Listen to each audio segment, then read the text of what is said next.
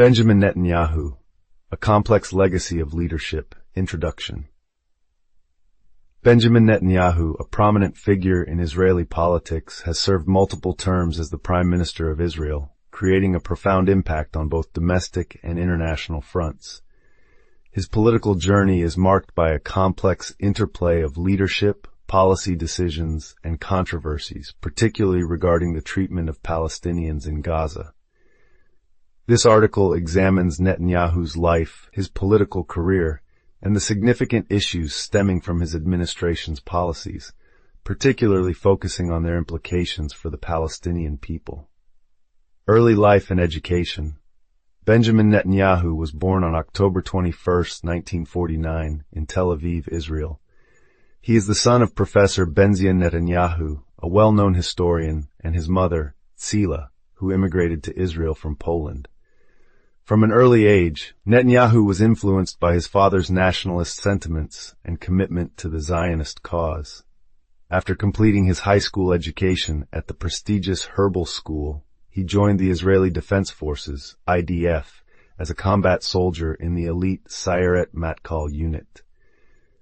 Netanyahu served in several military operations and was honored for his bravery before attending university in the United States. He pursued a bachelor's degree in architecture at the Massachusetts Institute of Technology, followed by a master's degree in business administration, contributing to his analytical approach to governance. Political ascent. Netanyahu's foray into politics began in the mid-1980s. He returned to Israel to work in the foreign ministry, and in 1988 was elected to the Knesset, Israel's parliament, as a member of the Likud party. His charisma and eloquence quickly made him a respected figure. By the time he was elected prime minister in 1996, he had already secured a reputation as a hardliner committed to Israel's national security. During his first term from 1996 to 1999, Netanyahu's administration was marked by a controversial approach to the peace process, characterized by a commitment to building settlements in disputed territories, including the West Bank and Gaza Strip. These policies substantially influenced the Israeli-Palestinian conflict. A divisive figure. Netanyahu is not merely a political leader. He embodies the contradictions and challenges of Israeli society. His long-standing support for nationalist and security-oriented policies has won him a loyal following among right-wing voters. However, critics have pointed to his administration's handling of the Palestinian territories, especially Gaza, as a significant flaw in his leadership. Following his return to power in 2009, Netanyahu adopted a more assertive stance on security and defense. His government's policies have included military operations in Gaza, blockade measures, and settlement expansion in the West Bank. These actions have drawn vehement opposition from many, who argue that they exacerbate tensions and suffering among Palestinians. The Gaza blockade. One of the starkest criticisms of Netanyahu's administration revolves around the blockade of Gaza, which was initially instituted in 2007 following Hamas's takeover of the territory. The blockade restricts the flow of goods and people in and out of Gaza, citing security concerns over Hamas's military activities. However, human rights organizations have criticized the blockade as collective punishment, devastating civilian life, and exacerbating humanitarian crises. Reports from the United Nations and various humanitarian organizations indicate dire conditions in Gaza, including widespread poverty, high unemployment rates, and inadequate access to essential services like healthcare and clean water. The blockade has created an environment where 2 million residents live under severe restrictions, reliant on international aid for survival. Netanyahu's continued support for the blockade has drawn ire and represents a glaring flaw in his administration, portraying a disregard for the humanitarian crisis affecting the Palestinian populace. Israeli military operations in Gaza. Under Netanyahu's leadership, several military operations have taken place in Gaza, notably Operation Cast Lead 2008-2009, Operation Protective Edge 2014, and Operation Guardian of the Walls 2021. These operations were ostensibly aimed at dismantling Hamas's military capabilities, but resulted in significant civilian casualties and extensive destruction of infrastructure. In Operation Protective Edge, for instance, the conflict resulted in over 2,200 Palestinian deaths, including a substantial number of civilians, and left countless others injured. The operations raised moral and ethical questions regarding the proportionality of Israel's military response and its obligations under international humanitarian law. Human rights groups, including Amnesty International and Human Rights Watch, have accused Israel of committing war crimes during these operations, demanding accountability for the loss of civilian life and property. Critics argue that Netanyahu used military operations to bolster his security credentials and political popularity domestically, taking advantage of heightened tensions for electoral gain. This cyclical nature of violence left lasting scars on both Israeli and Palestinian communities, but had disproportionate consequences for Palestinians, highlighting an inhumane approach to governance. The settlement's expansion. Another prominent aspect of Netanyahu's administration has been its consistent support for the expansion of Israeli settlements in the West Bank. These settlements are considered illegal under international law, a stance supported by much of the international community. However, under Netanyahu, the Israeli government has authorized numerous new settlements, increasing tensions with Palestinians and undermining the prospects for a two-state solution. The settlements not only displace Palestinian communities, but also hinder access to land and resources, further entrenching inequality and resentment. Netanyahu's commitment to settlement expansion is often justified as a means of establishing a greater Israel, but critics argue it is a blatant betrayal of the rights and dignity of the Palestinian people. The rise of racism and extremism. Netanyahu's rhetoric and political maneuvers have also been linked to the rise of nationalist sentiments and extremism within Israeli society. His government has often utilized fear-based strategies portraying Palestinians as a threat, which has fueled divisions between communities. This approach has led to increased racism, with Israeli Arabs facing discrimination and hostility amidst the politically charged atmosphere where anti-Palestinian rhetoric has become more mainstream.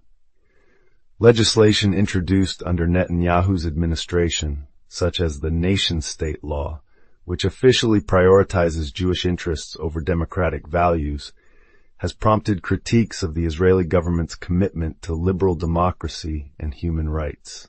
This environment of exclusion and discrimination resonates deeply with Palestinians, pushing the cycle of hostility and violence deeper.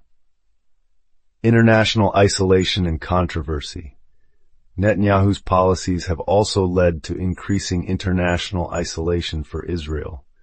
While his administration has invested efforts in cultivating ties with several Arab states through the Abraham Accords, traditional alliances with the West, particularly with European nations, have been strained. The military operations and human rights violations reported during his leadership have elicited strong condemnations internationally, often leading to votes in the UN denouncing Israeli actions. The U.S. has historically been a staunch ally of Israel. However, even this relationship has faced challenges, as public opinion regarding Israel's treatment of Palestinians has shifted among American citizens and lawmakers, especially younger generations. Conclusion. A divisive legacy. Benjamin Netanyahu's tenure as Prime Minister of Israel encapsulates a multifaceted and contentious legacy. While he is credited with strengthening Israel's security and international relations, his administration's glaring flaws emerge prominently in its treatment of the Palestinian population. The suffering experienced in Gaza and the occupied territories, largely a byproduct of policies enacted during his leadership, marks a critical juncture in the Israeli-Palestinian conflict. Ultimately, Netanyahu's legacy reminds us of the complexities and moral dilemmas inherent in leadership, particularly in a region marked by deep-rooted divisions. The urgent need for a just and humane resolution to the conflict remains, as the consequences of Netanyahu's political decisions continue to ripple through generations, inflicting pain and division on an already fractured society.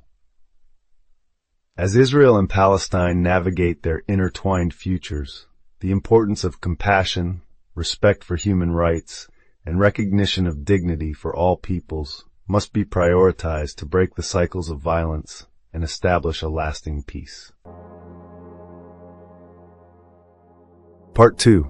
A Leadership in Crisis, examining Netanyahu's response to Operation Al-Aqsa flood and the humanitarian catastrophe in Gaza.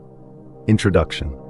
On October 7, 2023, Israel faced a searing assault that set off waves of violence and retaliation, rapidly spiraling into one of the most tumultuous periods of conflict in recent history. The rocket attack, named Operation Al-Aqsa Flood by Hamas, was a devastating blow to Israel, claiming lives and leaving deep psychological scars. However, the aftermath of this event immediately exposed the glaring flaws in the leadership of Prime Minister Benjamin Netanyahu and his administration. As the crisis unfolded, a pattern of inhumane and brutal treatment of Palestinians in Gaza was starkly revealed, raising urgent questions about the moral implications of Netanyahu's policies and decisions from October 2023 until August 2024. Neglect of intelligence warnings. One of the fundamental failures of Netanyahu's leadership was the evident neglect of intelligence warnings concerning the potential for an escalation in violence. Reports leading up to October 7th had signaled increasing tensions and the likelihood of a significant attack. Yet, the government's response was characterized by complacency and denial, marked by Netanyahu's insistence on focusing on more diplomatic fronts while ignoring the urgent calls for action from security experts. This negligence set the stage for not only the initial attack, but also for a subsequent cycle of violence that would escalate tragically. Failure in crisis management. The initial response to the attacks demonstrated a severe lack of coherent strategy and prioritization in crisis management. Netanyahu's administration was slow to react, leading to chaos and confusion in the military and governmental responses. As citizens rallied for safety, the government response seemed disorganized. Rather than providing clear guidance and support, messages from the leadership were mixed, resulting in public unease. In the face of traumatic loss, the administration's inability to reassure and unify the nation during a time of crisis has been a glaring indictment of Netanyahu's leadership. Escalation of violence and retaliatory measures.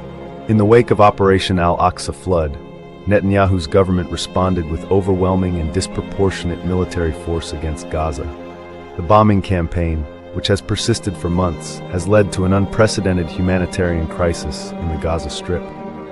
According to various humanitarian organizations, thousands of civilians, many of whom are children, have fallen victim to the relentless bombings, reducing their homes to rubble.